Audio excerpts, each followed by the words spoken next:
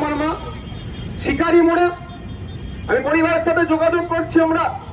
তাকে গত বছরের অভিযোগ এটা ছিল যে পুলিশ কাস্টডিতে নাকি তাকে এত টর্চার করেছে, তাকে খুন হতে হয়েছিল।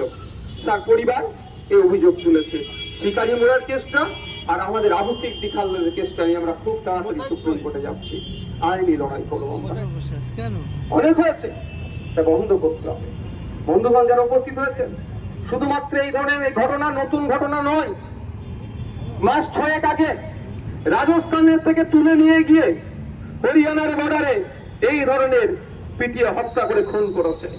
গতকালকে সম্ভবত কথা না, আজকে আমি ঠিক মনে আসছে না, একটা ক্লাস 12 এর ছেলেকে সে নাকি গরু পাচার করছিল, এই অভিযোগ তুলে তাকে পিটিয়ে খুন করেছে সেই হরিয়ানাতে।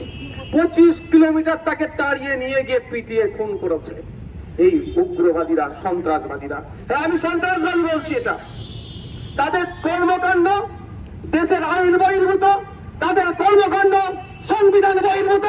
কারণ সংবিধান যেখানে মানুষের খাদ্যাভ্যাসের স্বাধীনতা দিয়েছে, ধর্মাচরণের স্বাধীনতা দিয়েছে, কে কি খাবে সেটা তার নিজস্ব রাজ্য করেছে। এই অধিকারের উপরে যে হস্তক্ষেপ করবে, এই অধিকারের উপরে যে কলম চালানোর চেষ্টা করবে, তাকে আমরা আর কি মনে করবো বলেন? আপনার ক্লাস 12 এর ছেলে 16-17 বছর বয়স, তাকে পিটিয়ে খুন করলো। তার নাম অয়ন মিশ্রা। আমরা এই আজকে অবস্থান বিক্ষোভ থেকে হরিয়ানার অপদার্থ বর্বর বিজেপি সরকারকে ধিক্কার নিন্দা জানাচ্ছি। আমরা চাই যে বর্তমান যে পুলিশ প্রশাসন যারা তদন্ত করছে, ওখানে অয়ন মিশ্রার কেসটাও যেমন দেখবে, সাথে সাথে সাবির মল্লিকের কেসটাও নিরপেক্ষতার সাথে দেখবে। বন্ধুরা, আমি জায়গায় দাঁড়িয়ে বলছি, অনেক মিষ্টি মিষ্টি কথা বলবে রাজ্য সরকারের পক্ষ থেকে, অনেক কথা বলছেন। আপনারা কি জানেন এখনো পর্যন্ত পোস্টমর্টম রিপোর্টটা কি হলো? আমি এই জায়গা থেকে আওয়াজ তুলতে চাই, বার্তা দিতে চাই, মাননীয় কানে পৌঁছাতে চাই যে হরিয়ানার পুলিশের সাথে আমাদের রাজ্য পুলিশের এখনো কোনো যোগাযোগ তৈরি হয়েছে? যদি হয়ে থাকে, একের পর এক ডিসি সেন্ট্রাল যেভাবে আরজিকর কাণ্ড নিয়ে ধামাচাপা দেওয়ার জন্য, আমি ধামাচাপা বলছি, লাল জামা পরে ডক্টররা বলছেন উনি পিজিডি ডক্টর, আর উনি নাকি ফিঙ্গারপ্রিন্ট এক্সপার্ট বলে ডিসি সেন্টার চালিয়ে দিচ্ছেন।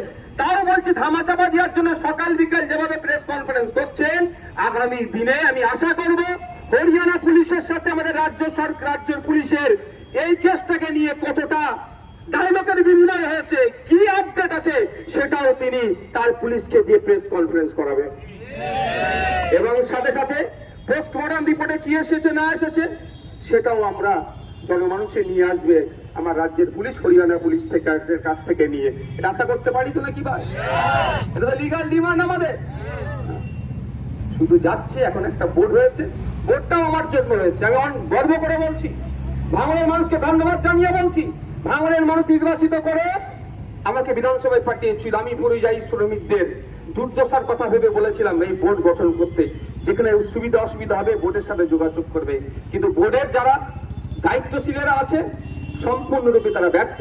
উড়িষ্যাতে গত কয়েকদিন আগে শুধু বাংলায় কথা বলার জন্য বাংলার পরিযায়ী শ্রমিকদের উপরে কিভাবে অত্যাচার করেছে সেই সমস্যার সমাধান করতে ব্যর্থ।